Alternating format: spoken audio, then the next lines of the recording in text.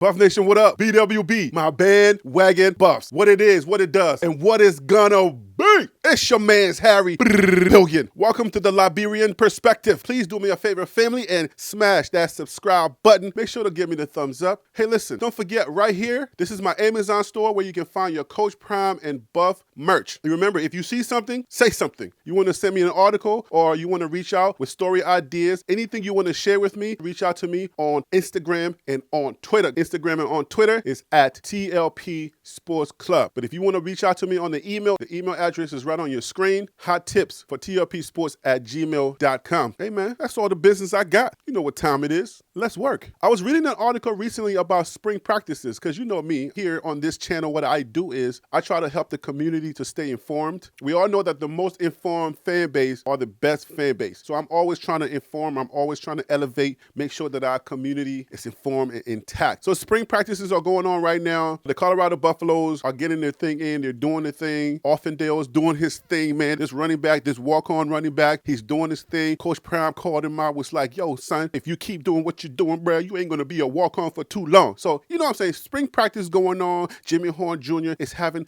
issues with the altitude. He's running. He's getting tired. It's a lot of energy. It's a lot of excitement that's going on with spring practice. And I'm sure you guys are watching Well Off Media. You're watching Reach the People, staying up to date about what's going on with spring practice. So while practices is going on, there was a little bit of a question in my head about, well, how does spring practice work? Are there any rules about spring practice? So I was reading an article about spring practice just to kind of get familiarized with spring practices as far as college is concerned and how that works. Came across some pretty valuable and dope information. And I was like, this is pretty cool. There's a couple of spring practice rules that the NCAA has that I found to be interesting. So a lot of you may already know these rules, and I understand that, but I think there's a lot of people here that may not know these rules. I didn't know it because I'm new, and I know a lot of us are new, so it's a chance that a lot of you out there may not have known these couple of rules that the NCAA has surrounding college football and spring practices. So I'm about to give you those rules right now. But before I do that, I want to remind you guys, I'm working on paying for 5 families to send their kids to summer camps. No matter how many kids you got in that family, it could be up to 10, 12. I don't know how many kids you have in your family. Okay, back in the day, they used to have a lot more kids, but nowadays,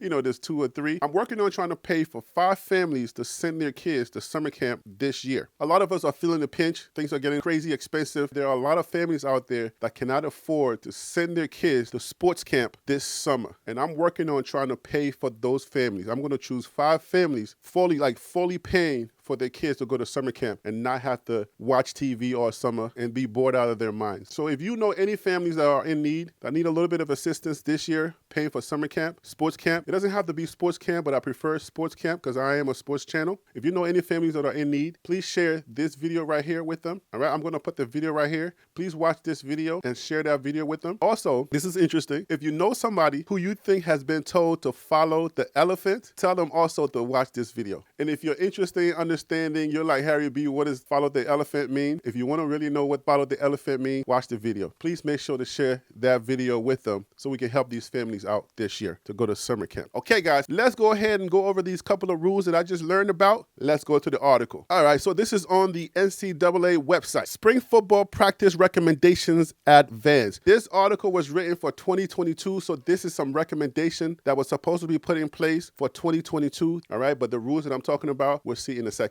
It says the Division I Football Oversight Committee on Tuesday recommended 2 proposals regarding physical contact for spring football practices that was supposed to be effective for 2022. All right, we already in 2023, but for whatever reason, I kept searching, trying to find the 2023 rule, and I couldn't find it. I figured since it was just last year, that shouldn't be that much of a difference. They either put this in place from last year or they didn't. So we'll find out. One proposal will limit full contact tackling to the ground to no more than 75 minutes in any one practice period that does not involve a scrimmage. A separate proposal will prohibit practice sessions that include full contact from occurring on consecutive days. The recommendations must be approved by the Division I Council, which is scheduled to meet Wednesday on the first day of the 2022 NCAA convention in Indianapolis. If you guys know about this proposal, if you are an NCAA person, you follow these rules and you already know that it was in place, please go ahead and help the community by chiming in and giving us your insight about that specific thing for the 2023 season. season. Has it already happened? I don't know. At the time of recording this, I didn't get that information. Practices can be conducted over a 34-day period with 20 hours per week of unrestricted activities. Players must receive 1 day off per week. 15 on-field practice sessions may be held with no more than 12 involving contact. Full contact may occur until the third practice. 8 of the 12 contact practices can involve tackling, and no more than 3 of those 8 may be devoted to 11-on-11 scrimmages. During non-contact practice sessions, headgear may be worn. Apart from the NCAA article, I read a different article that broke the rules down for me to understand it just a little bit more. So this article came from SB Nation, and it was written by Alex Kirshner. All right, so this is what Alex said. Alex says, teams get a maximum of 15 spring practice days, including the intra-squad game that typically caps a spring slate. This doesn't include sessions when players are limited to the film room or the weight room. Everything has to take place within a 34-day window, but spring break and exam days don't automatically count toward that. So some schools spread spring practices over a month and a half. Alex says only 12 of a team's 15 practices can be contact, and the first 2 must be non-contact. Okay, so there are going to be 15 practices, and out of those 15 practices, only 12 of those practices can be contact. The first 2 practices can have no contact. I didn't know that before. I guess when you see the guys and they have like the shirt and the shorts on, there's no fold pads. That is the rules. The first 2 practices cannot have contact. And if anyone out there knows the reason why like they would have that, what's going on in the minds of the NCAA? Is it a protection of the kids? What's going on? Please share that in the comments so that we can all start learning more about this stuff. Of those 12, only 8 can involve full-fledged tackling. Of those 8, only 3 can devote more than half their time to 11-on-11 scrimmage, and the spring game counts as one of those 3. So you have 12 practices where you can have contact. You can tag the person, but you can't tackle them. Like you can't run full-fledged and tackle someone. You can push the person to let them know that you got them. Out of those 12 practices, 8 of those practices, you can actually have full tackle, like full-fledged. I'm taking you down, bro. Let's go. I'm ready. Out of those 8 practices,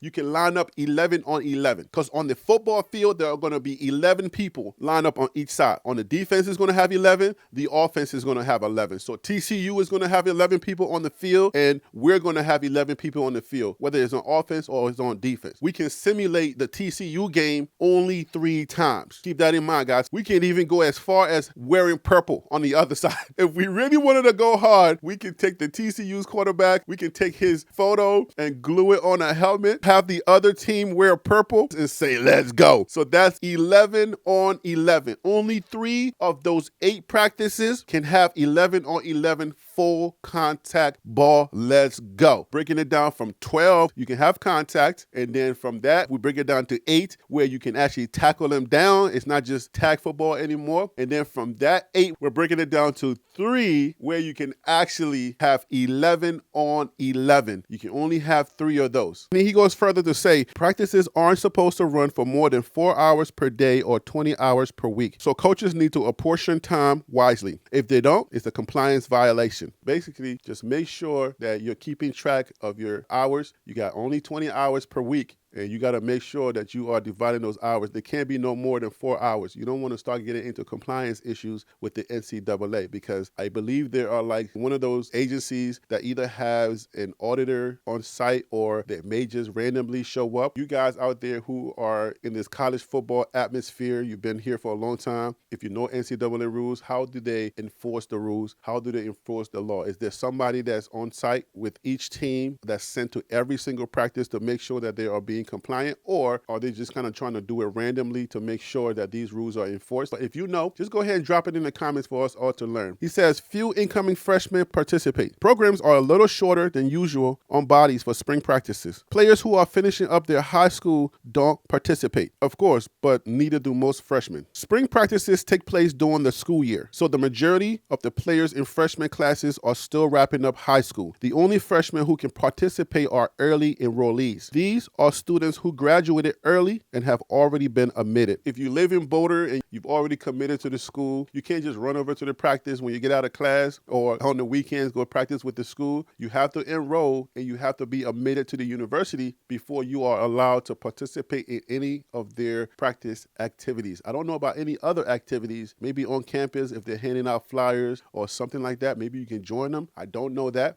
But as far as practices are concerned where you can get hurt, where things can happen to you, it has to do with eligibility, because once you start practicing, I guess the clock starts to tick on your eligibility. So in order to make sure that they monitor that, your eligibility doesn't really start until you enroll and get admitted to the university, and then you start practicing. Once you do that, then your eligibility clock starts ticking. I'm thinking that's how it works. It makes sense to me, but again, I can be wrong. Somebody please who knows the rules, please correct me over there in the comments. All right, guys? It's a media event, but the story's the same for every school. Typically, spring practices, save for the spring game, are closed to the public. They're often open to the media. However, they've become the only real press extravaganza in the many months between signing day and conference media days. Those are the rules that surround college football and spring practices that I found. I found that pretty unique and pretty interesting. I thought that you may like that as well. Hopefully you did. If you think that helps you, please make sure to smash that subscribe button. Give me the thumbs up. And you know I care about this community and I will always continue to serve. Thank you for watching. I'm Harry B. And my friend, that was the Liberian Perspective. TLP Sports Club.